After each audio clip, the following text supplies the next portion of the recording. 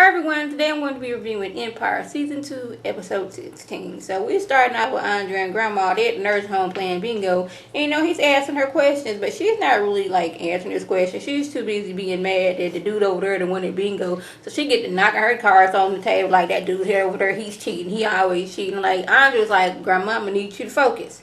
I'm here to talk to you about a few things. She get to talk about some how she had a voice, but you know, they took it from her. They never gave her voice. They gave her a chance at her voice. And I'm like, was it like your voice is like they didn't give you a chance to speak up about something? Or is it you had a good singing voice and you never got a chance in the music industry?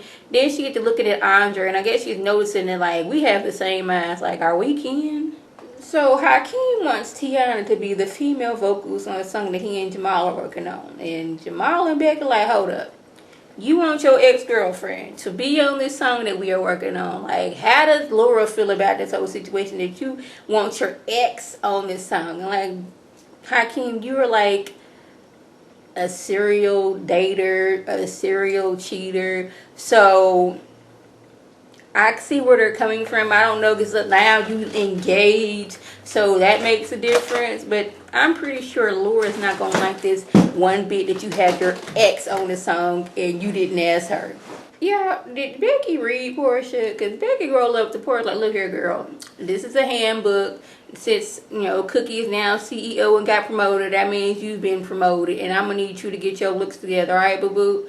And I'm like, she's standing there with that blonde wig and she's getting on Portia about her looks. I thought it was funny that she was reading her, but then I was like, you had this blonde wig on. Like, if you had like a nice short black wig on, maybe it would have made a difference. But since you sitting here reading me about my looks and you had this blonde wig on, girl, I'm going to need you to stop. So Candace swoops into town to let Carol know, look here, once winter break is over, I'm going to need you to come get your kids. Like, Cookie's like, well, she just got a rehab. She's working on her sobriety. Like, can you get a girl a break? But she's like, Cookie, just because you didn't raise your kids does not mean we're going to make this a family tradition of somebody else raising your kids. So, Carol, when the break come get your kids. But I guess she's staying with Cookie, and Cookie's like, I only have a 2-bedroom apartment. What you want me to do? Bunk beds will suffice. That's how she feels. Like, Cookie, maybe you should, I mean, you CEO now. I know you're trying to save money, but maybe you should put some of your money into, like, invest in a house instead of them fabulous clothes you be wearing. And I was like, dang, kids, I know, like, these ain't your kids, but, like, your sister's trying to get better and she's working on her sobriety. Maybe you could sort of cut her break. But then it's like, these ain't my kids. I wasn't doing drugs. Like, you need to get clean and get these kids and y'all get y'all house and do something, because I'm not taking care of these kids much longer. So Cookie had to get Lucious, Jamal, and HAKEEM together because they over there fighting about who's going to sing what, who's going to sing it when, if the song's played out or not. But Cookie's like, look here, I'm in charge. And Lucious like, excuse you? She's like, excuse me not. Look, I done busted my tail. I done did my dues. I did 17 years. I done worked hard to get this position. And now one of y'all are going to step in my way of getting this together. So look here, this is how we're going to do things. Whether you like it or not, this is how it's going to get things done. I'm like, I don't know why they always want to argue with Cookie about the way they get things done, because Cookie's always right about this situation. It's like, Lucious, that don't sound right. This video is all the way wrong. I'm going to need you to flip it, turn, and do something else. Jamal, your optics are a little bit too high. I need you to bring it down. HAKEEM, it should not be always about you in the stripper hook, you know, doing all that thing, okay? Andre, I love you. You can take your mess and you're going to get things together. Empire and Ho, look here, Cookie's here. Cookie's going to handle things. Candace, you just need to shut up to get them a nerve. Carol, I'm going to need you to take your kids and go to rehab. Portia, yes, this is your job. Whether you feel like you've been reading into the doggone Empire, doggone ledgers, this is your job, or you going to have no job. Becky, girl, you're doing the right thing. I just need you to get a new wig. This is Cookie. She's getting everybody together, and while they feel that, like, argue with Cookie, I really don't know why. So while Cookie is talking what family is, Andre walks in talking about we talking about family. Come on, Grandma, it's okay. He walks in like, hey everybody, this is Grandma, and you know that everybody was probably thinking, if like we just saying if it's real, Andre, who's this woman? Grandma's dead. Like, y'all, Andre didn't flipped. He done found some old woman on the street and think it's our grandma. Okay, we need to doggone get him his medicine recalibrated. The man ain't doing right. And Lucius is sitting there like, oh my goodness. So Andre was like, look here, this is our grandmother. Lucious been having her held up in some doggone mental hospital for the last 21 years. Uncle Vernon was going there monthly and paying whoever he could to keep this woman silent. So this is who our family is. This is our grandma. Grandma not dead. She just been locked up. What you got to say about that, Lucious? And Lucious is looking like, I could die right now. If I could, I would. And like, the fact that he is so scared of this woman, I'm like, what has this woman did to him besides try to, I know she drowned him, but it's got to be something else. Because, you know, Lucious is like the most evilest of evil. And the fact that he's scared of this little old woman is saying something. And I would have liked it if they had made like Brock Kelly Rowland's back, just made her look a little older, because it's like a totally different person. I know when you get older, you know, you change, but my mama looked the same she did now as she did 21 years ago. So my grandma too. So like, that's just one thing I had about that. But Lucious, he's looking like, you have no idea what you have done. You have brought, if you thought I was evil, wait till you meet my mama.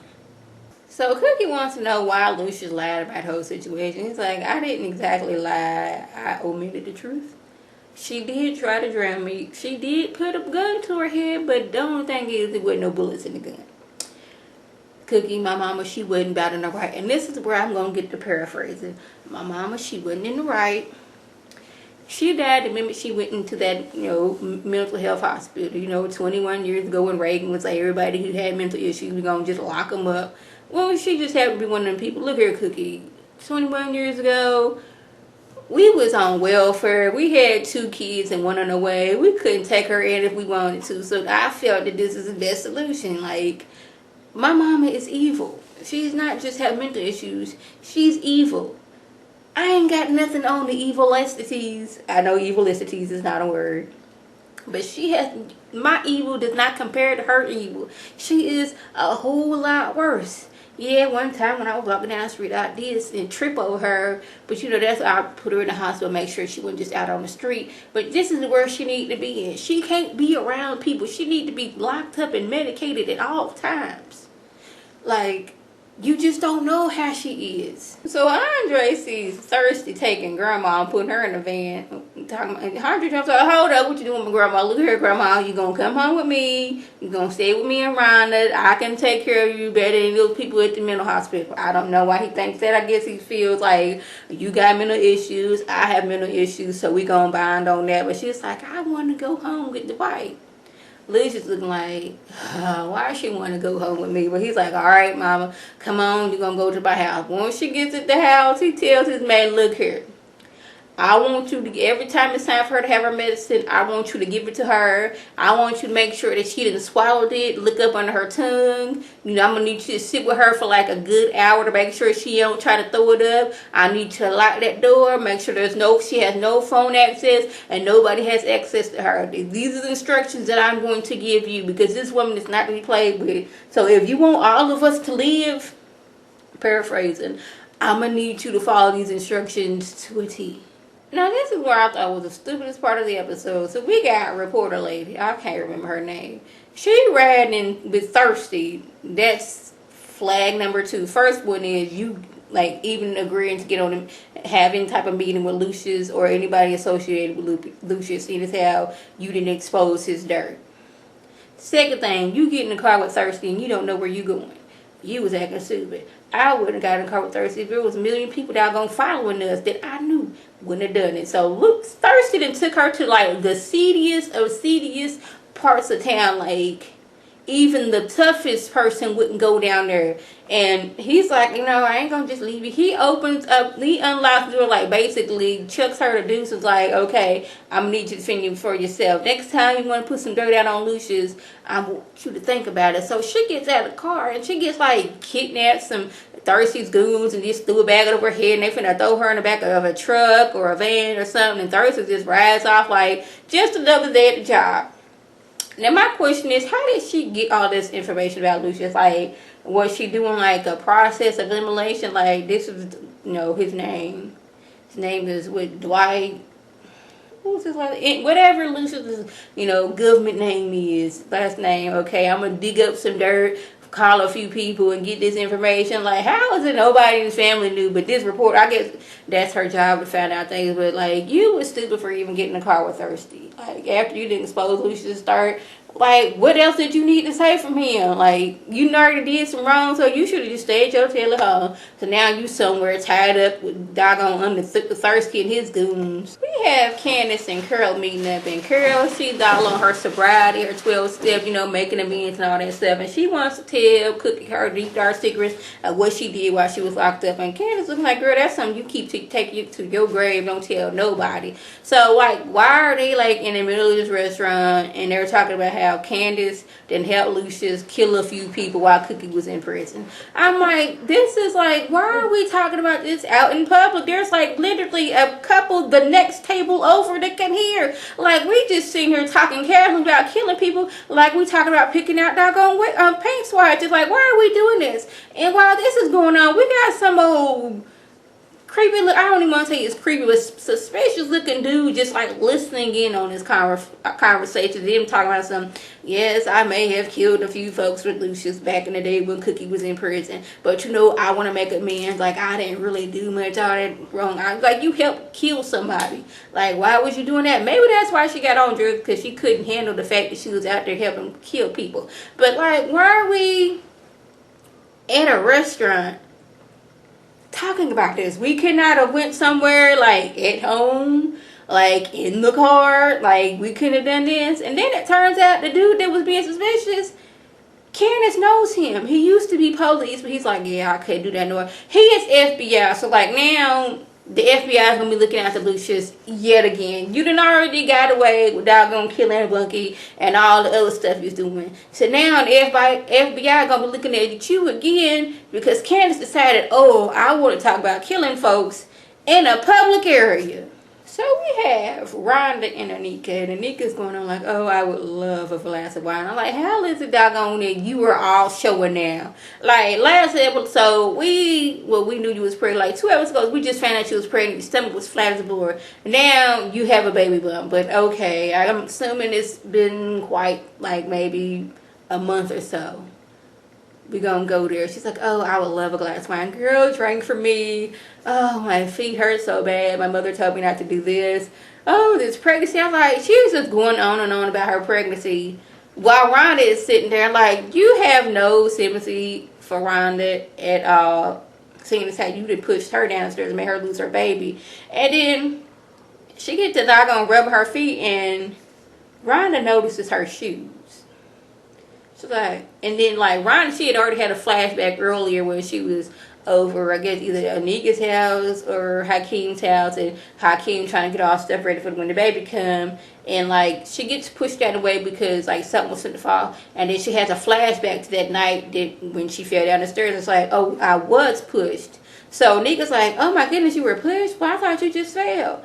You know, playing the role. Like, I knew it was Anika. I'm like, Anika, why are we wearing the shoes that we've committed a crime in? Like, that doesn't, like, you supposed to got rid of them shoes a long time ago so no evidence is brought back to you. But she had them same red bottoms on she had when she pushed Rhonda down the stairs. And Rhonda, she started to put 2 and 2 together like, this heifer killed my baby, so her baby can be the only Lion Dynasty baby. And then I've been confiding in you. You didn't came to the hospital knowing you the one to push me down the stairs.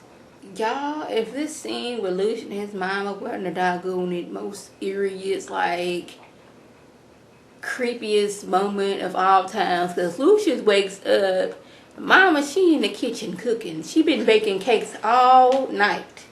She didn't doggone dismiss maid lady. I'm like, is maid lady dead? Because, like, she worked for Lucious. She don't work for you. The fact that you was able to get rid of that lady, and lady just like, alright, I'll see y'all in the morning. Because apparently grandma, she don't like other people working in her kitchen.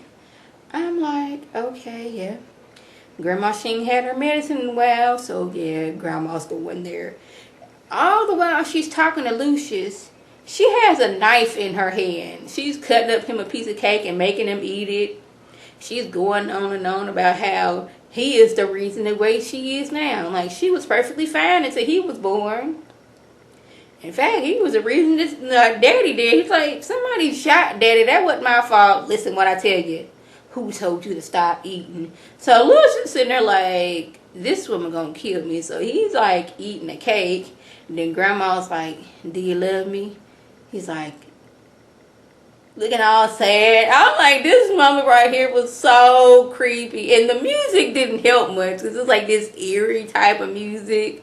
She was like, you don't love me, or you wouldn't have put me in that place for 21 years.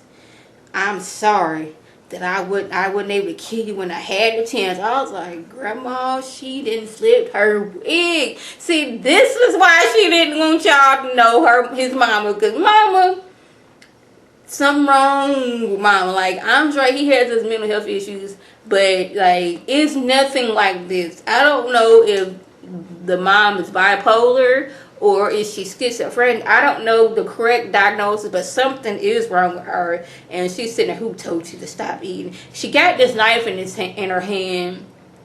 This music is playing. Lucious is looking like, if I could teleport right now, I would, because I think mom gonna kill me. And I thought she was gonna stab him or do something. She made like 8 or 9 cakes. The maid is mysterious and gone, and you know, she done got laid off because grandma don't want nobody in the kitchen. I was like, this was such, oh my goodness. I was just sitting there like, oh my goodness, and shaking, trying to take my notes, trying to watch it. I was like, oh my goodness, like, Andre, you have really let the crazy out for real with getting grandma out of that hospital. So that was the just went on. If I left anything out, by all means, leave a comment or video response. And like always, I want to thank my subscribers and the people watching my videos. I want you to like this video, comment, and subscribe. And share this video with your friends on Facebook, Twitter, Instagram, and here on YouTube. This is Lady T signing off. Have a good one.